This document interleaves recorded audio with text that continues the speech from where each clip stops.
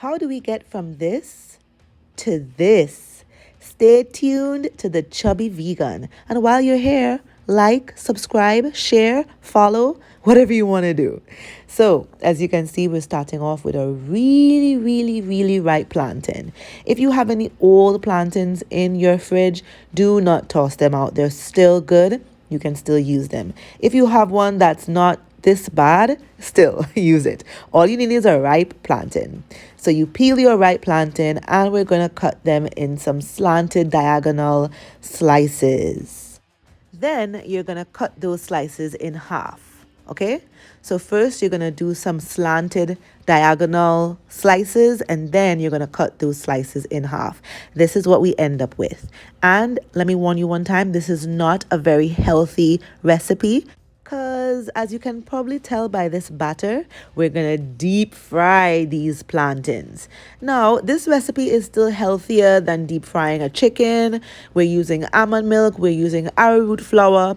So it's still on the healthy side, but it's not as healthy as our meals should be. But every now and again, you want some junk, right? So let's just go through my dry ingredients here. In one bowl, I have all-purpose flour. You can use any flour of your choice if you're on the healthier route, but I have all-purpose flour, just about half a cup. I also have some arrowroot flour, and for me, arrowroot flour is a substitute for cornstarch. Now, if you know anything about deep frying, you know that cornstarch gives that extra crust and that extra crunch in your skin. If you're eating things that have skin. I am not eating things that have skin, but it gives that effect, the cornstarch. However, I do not like cornstarch. I don't think it's very healthy. So arrowroot flour, it does the same thing that the cornstarch does. So you can use arrowroot flour as a substitute for cornstarch, okay? And I have about a quarter cup of arrowroot flour in my dry seasonings. I also have black pepper, pink Himalayan salt, paprika, steak seasoning, and turmeric. And in a separate bowl, I have my wet batter. I have almond milk.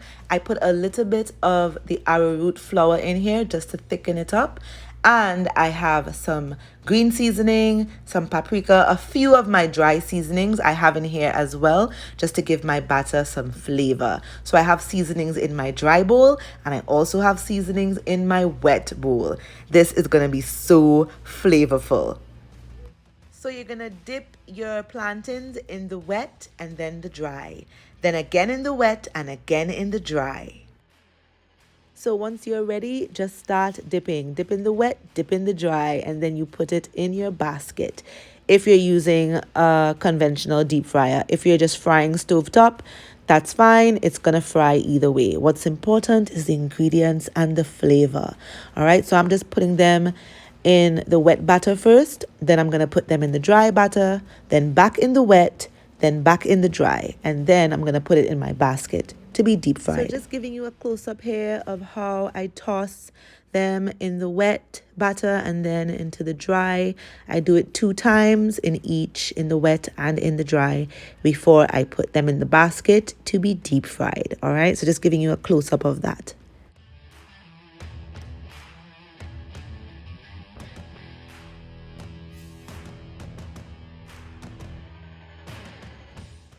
I'm also going to use some breadcrumbs.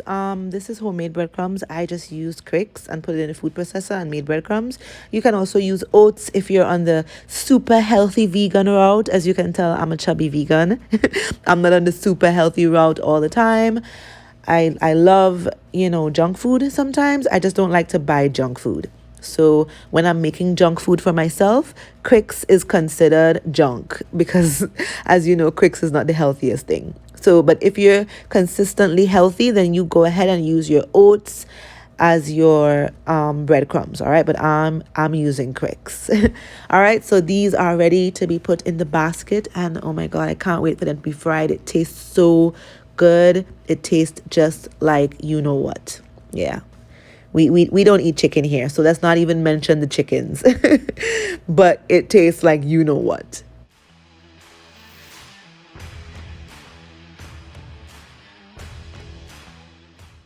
So this is my deep fryer. Like I said, if you're doing it on the stove top, that's fine. But if you have a deep fryer, I set mine on 340. All right.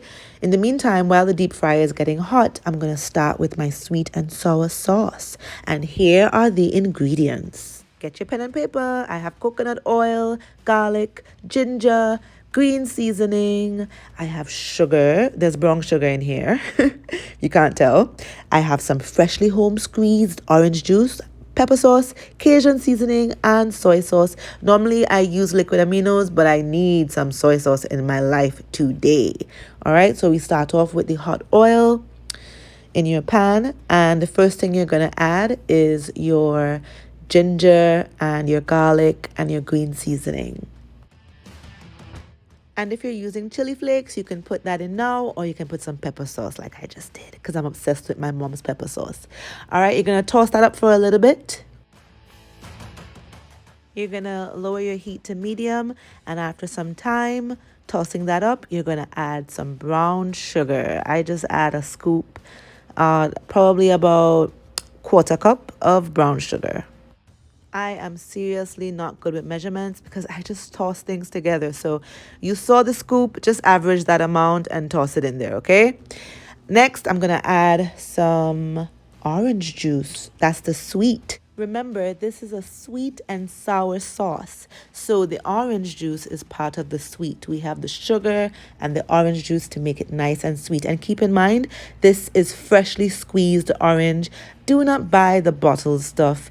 Just go to the greengrocer, buy your fresh oranges and squeeze them at home and bottle it at home. It's way better. No, I just added some Cajun seasoning. I know that this is like a Chinese recipe, but I'm obsessed with Cajun seasoning and there are no rules in my kitchen, all right? Next, I add the soy sauce, just a little bit. You can use liquid aminos here, but I just felt like using soy sauce today. All right, so you're going to toss that up and let it simmer for a bit.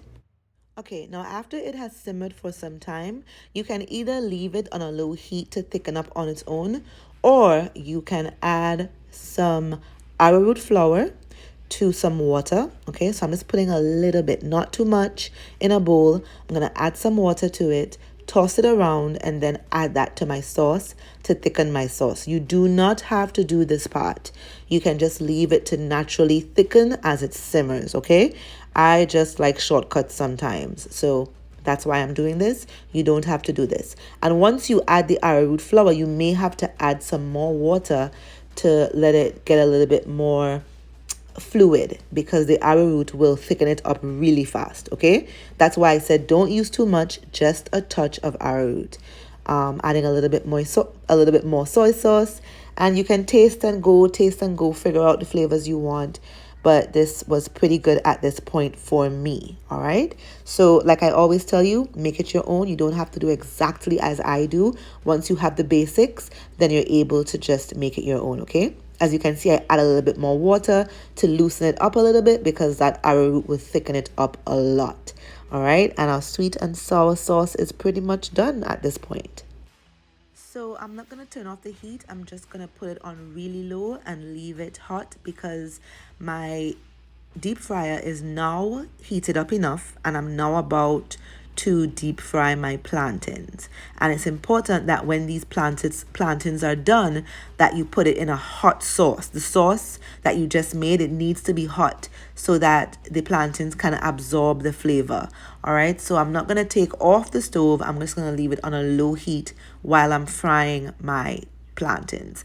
And my plantains are ready. So I'm going to put them straight into my sauce, toss it around so that it can absorb the sweet and sour flavors.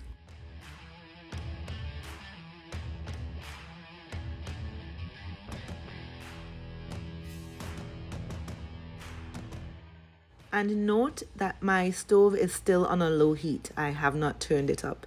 All right, so I'm just gonna evenly coat my plantains, and that's pretty much it. That is it. At this point, all you have to do is add your little garnishes. I'm just gonna add some sesame seeds and some chive.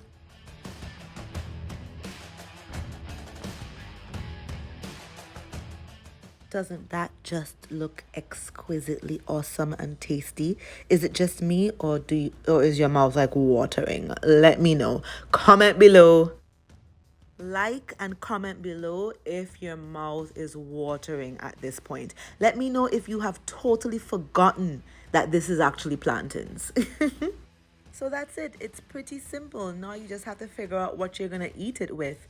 You can eat this with anything. If you are feeling in a Chinese mood, then you can boil some noodles. Today I was just feeling for couscous, cheesy couscous. So I made some couscous and added a cashew sauce to it, and I put it on top. So I had a mix of Mediterranean and Chinese cuisine. The couscous is Mediterranean and the sweet and sour sauce is Chinese. So I had a mix of Mediterranean and Chinese cuisine today, and it was so good. It was so good. I love to experiment in the kitchen and just blend flavors together. That's just me. But you can do anything you want with this. You can have it with rice, with some jasmine rice or basmati rice. You can have it with some noodles, just regular noodles, pasta, or if you want to get some eggless noodles, Chinese noodles, you can have it with that. You can have it with whatever you want, because this sauce is so tasty that it can go with anything.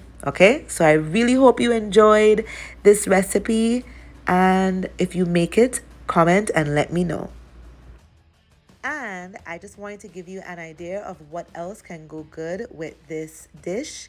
The last time I made this, I had it with some cabbage, and this cabbage was just lightly sauteed in some sesame oil. And I also had it with some air fried potatoes. All right, so just giving you an idea of what else it will go good with. But trust me, this can go well with anything, anything. So I hope you make it, and if you do, let me know. Enjoy. Bye, beautiful people.